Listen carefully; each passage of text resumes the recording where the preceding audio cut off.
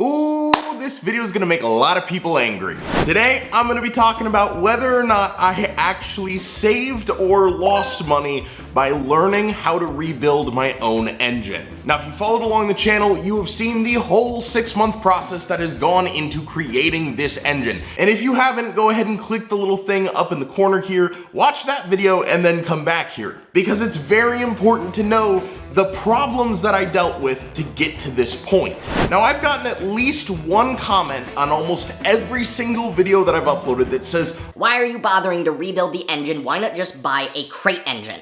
And I've said from day one, I wanted to learn how to work on engines. If you go and take an actual class, it can be $500 to $1,000 to be in an environment where they're professionally teaching you how to build an engine. Or you can just do it in your garage and kind of learn about the same amount of stuff. Now, I'm not saying that I am now a certified engine mechanic or anything, but I definitely learned a ton of stuff and probably learned a whole lot more problems than I did solutions, but problems really help because that tells you how not to do something in the future. So before I get further into the video, go ahead and leave a comment down below. Do you think I saved money by building an engine at home and having to rebuild it a second time, or do you think I would have saved the money by just buying a crate engine to start with?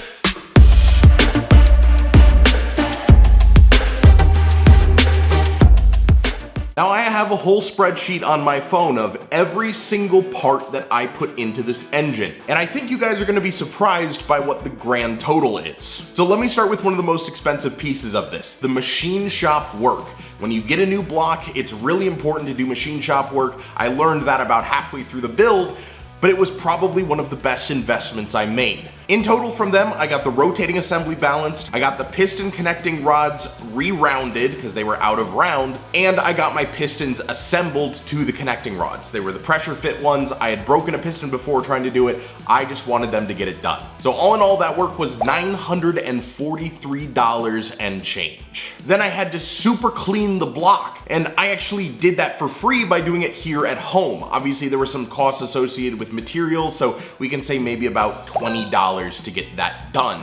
But it came out looking awesome, and I didn't have to pay a machine shop upwards of $150 to do it there. Then I bought 2 separate rebuild kits that between the two of them should have had just about every part I possibly needed. But if you followed along the way, you know that one of them was full of a bunch of really cheap scam parts. I was able to salvage some parts from it, others not. And at the end of it, I actually ended up winning a fraud claim and getting a full refund for the more expensive of the 2 kits. The first kit was $250, and the second kit was $1,529. And that one I got a full refund for, so we're not going to count it towards the total of this build. Now, from that second kit that I got the refund from, I actually ended up keeping 2 parts from it. One was the Edelbrock intake manifold. That one was marked, it was stamped, it was serial coded. I knew it was legitimate, so I kept that one. And the second thing I kept was the metal for the heads themselves. I didn't keep the springs or the valves or the seals or anything else that was on the heads. I scrapped it all and I replaced it with much better stuff that I'll get to in a minute. But the actual metal for the heads,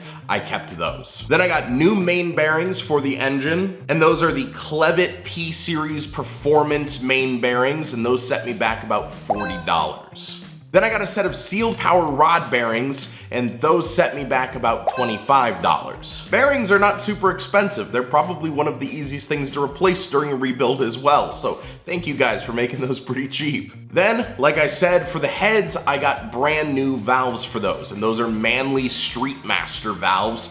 Full set of intake and exhaust valves for those. And each set was $164. So between the two, that was about 320 something bucks. I also got a brand new set of sealed power piston rings, and those were not too expensive either, coming in at about $37. So we're not too much into this engine so far. The biggest thing on the list at the moment is the machine shop work, but it definitely does get more expensive from here. So next, obviously with new piston rings, I got new pistons as well, and those were the Speed Pro Hyper-Uretic pistons. I don't even know if I'm saying that right, but that full set of 8 set me back about $210.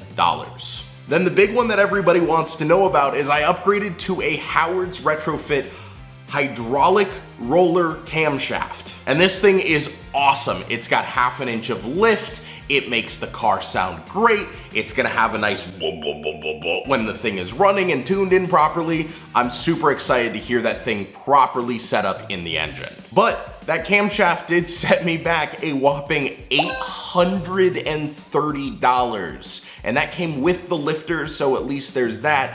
But man, that was an expensive camshaft. And the major reason I got a roller instead of a flat tappet camshaft was A, I knew I wasn't gonna be able to do a proper break-in process with my current setup here, and I want this thing to be able to run for a good long time in that engine and not worry about rounding out lobes on the cam, and especially something that would cost me $800. So then because I got a roller cam, you then have to get a camshaft retainer and thrust button. That's almost 100% necessary when you upgrade to a roller cam, just so it doesn't, pop out of place while you're running your engine. And the retainer and the thrust button together cost me about 25 bucks.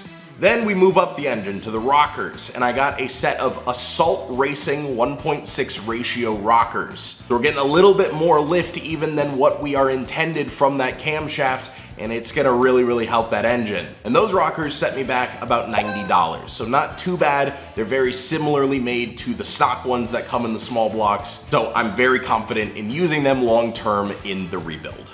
Then to pair with the rockers and the camshaft, I also got a new set of springs and retainers for it. And those were the corresponding Howard's Cam performance valve springs that were recommended to be used with the camshaft. And those springs set me back $178 for some squishy boys. Then with everything else being new in the valve train, I needed proper valve train geometry, so I had to get a new set of push rods. And I went with a set of Proform push rods. They were the 7.050 inch push rods, and that was just what ended up working perfectly for my application.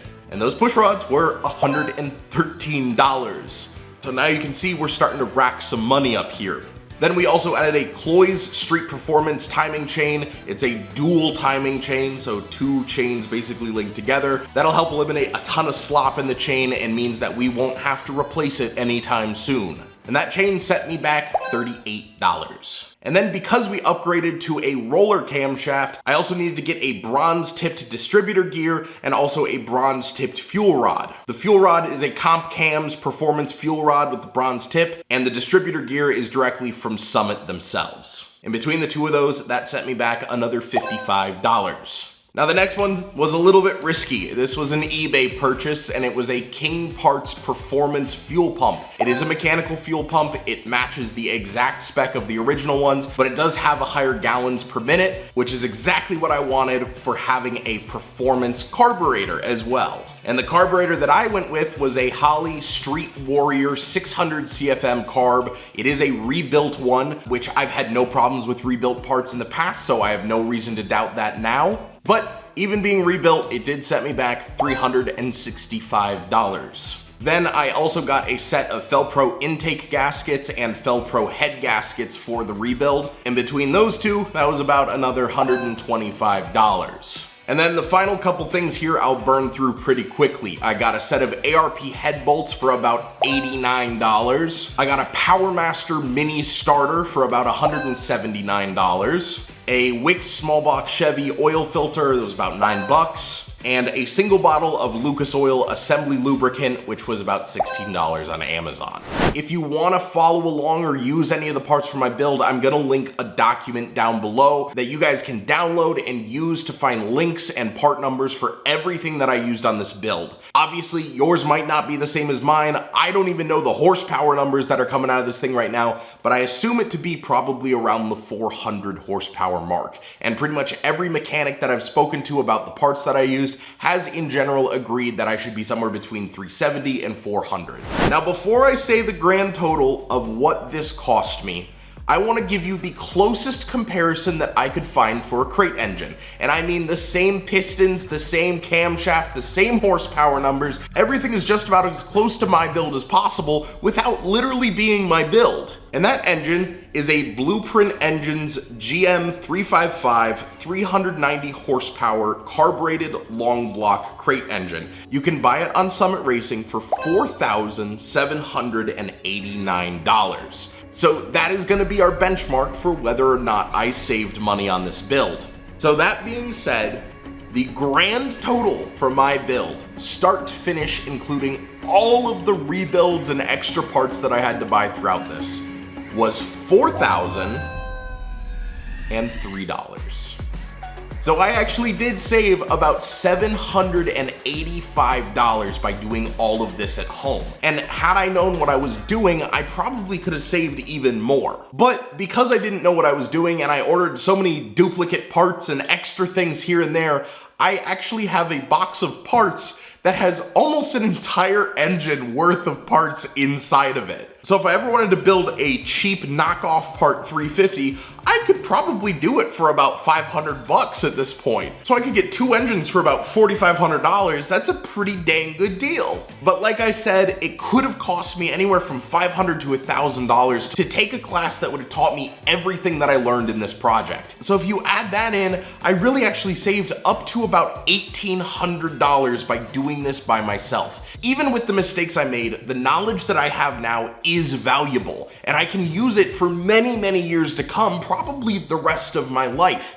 Because an engine, at the end of the day, is an engine. They all work on the same 4-part cycle, suck, squeeze, bang, blow, and it doesn't matter if it's going in an old Camaro or a Lamborghini, you can learn how to build an engine and it's gonna kind of work the same way all the way around. So like I said, if you want to know everything that I use to build my engine, go click the link down below in the description. And I hope you guys enjoyed the video learning about what it takes a complete amateur to build a 350. So that being said, I hope you guys enjoyed the video. Please go ahead and subscribe to the channel if you want to see more. I've got tons more mechanic stuff coming up. I've got a lot more things to talk about with the car world as well. So there's going to be a ton of new content coming soon. And most importantly, very soon, this car behind me will be driving under its own power using that awesome 350 that we built. So thank you guys so much for watching, and I'll catch you in the next one. See ya.